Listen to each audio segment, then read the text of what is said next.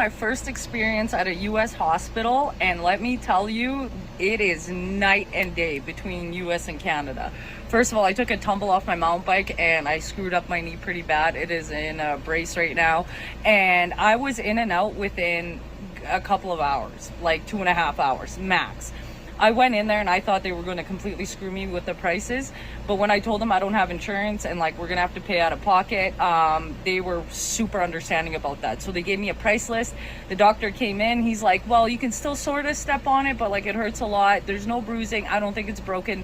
Let's just go for a CT scan to see if there's any issues with like your ligaments and stuff and nerve damage or whatever, because it's like bruised on the side and everything, and I can only like move it that much, and that's about it. And I was in and out, and the entire thing cost $800. Now if you compare that to the amount of taxes that we're paying in Canada, which is almost 50% of our paychecks, first of all, our roads suck, our hospitals suck. The nurses here in the US actually seem like they want to be at work, unlike Canada, where the nurses are just absolutely horrible to you. I have had such bad experiences in Grande Prairie with those nurses having attitude issues, especially after the you-know-what, where they openly scream in the waiting room asking you what your like status is. And then not only that, is you're gonna have to wait in that waiting room for like 8 to 10 hours, no medicine, nothing, without even being seen before you go in. Then they'll actually x-ray you or CT scan you. Then you have to wait another probably 4 to 6 hours for a doctor to come and look at your x-rays to determine what's wrong. And then they'll probably just let you go home with like T3s and mental health issues because the nurses are just so miserable up there. I've only ever had one good doctor up in Grande Prairie, and his last name started with an O, but he was not educated in Canada 100%. And he was the best doctor, but I haven't seen him like pretty much since the you-know-what push. But down here, nothing.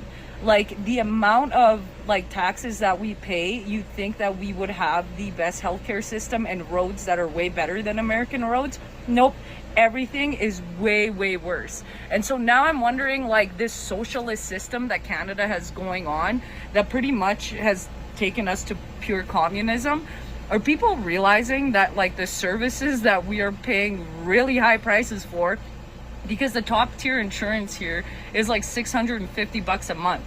We pay like so much more of that in taxes alone, plus on top of that, where you have to get insurance, where they only cover 80% of your medication. So is free healthcare really worth it, or do we need to go to a two-tier system like they have in Australia, where they have a public healthcare system and a private healthcare system for those that can afford it, just to kind of alleviate the pressure off of the private healthcare system. Now we're kind of stuck here for an extra few days because I can't drive, because I can't move my leg. My husband has to carry me in and out of the RV, which sucks. But honestly, I would take American healthcare system over Canadian anytime.